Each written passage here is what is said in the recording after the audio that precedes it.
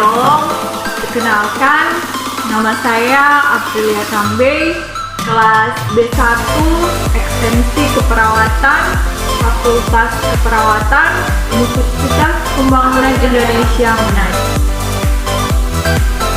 Baiklah, pada saat ini saya akan memberikan penyuluhan tentang konsep dasar kegawat daruratan kelautan dengan kasus pasien tenggelam untuk memenuhi tugas ujian tengah semester dengan mata kuliah kegawat daruratan kelautan dengan dosen pengampu Nurse Ariska Estrop Emstrop.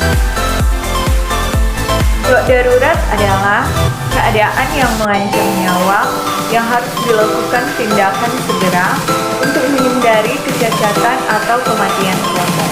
Tujuan penanggulangan gawat darurat yang pertama, mencegah kematian dan cacat pada pasien. Kedua, merujuk pasien gawat darurat melalui sistem rujukan untuk memperoleh penanganan yang lebih modern. Konsep dasar kegawat daruratan kelautan dengan kasus pasien tenggelam. Tenggelam merupakan salah satu kecelakaan yang berisiko besar menyebabkan kematian. Korban tenggelam umumnya kesulitan untuk meminta pertolongan sehingga kurang menarik perhatian orang sekitar. Sementara saat tidak segera memperoleh bantuan, korban bisa semakin kesulitan bernapas di dalam air.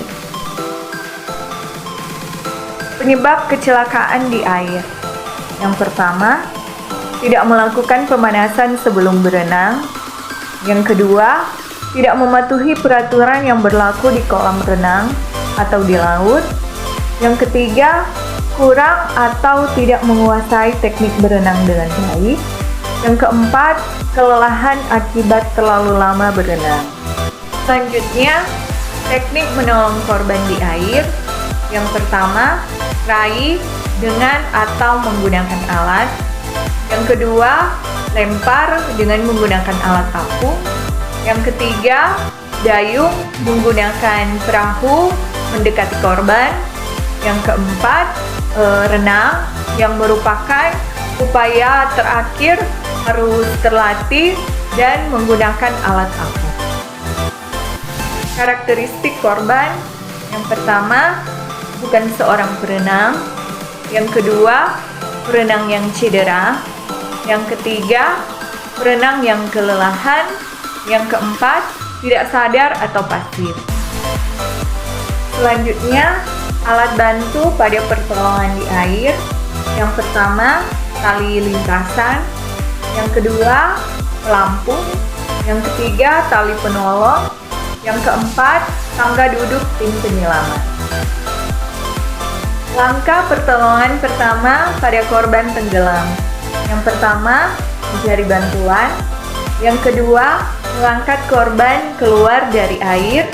Yang ketiga, cek pernafasan korban. Yang keempat, lakukan resusitasi jantung paru atau PCR. Mengapa saya memilih Universitas Pembangunan Indonesia Manado sebagai tempat perkuliahan lanjutan saya setelah saya menempuh D3 Keperawatan? Universitas Pembangunan Indonesia Manado memiliki 6 fakultas. Yang pertama, Fakultas Keperawatan. Yang kedua, Fakultas Hukum.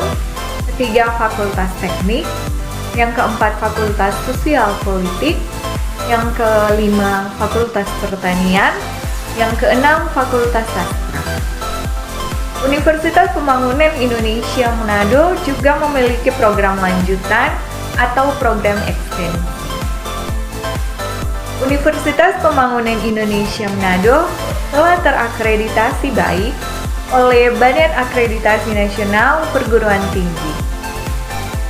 Untuk Fakultas Keperawatan di Universitas Pembangunan Indonesia Manado memiliki 2 program studi.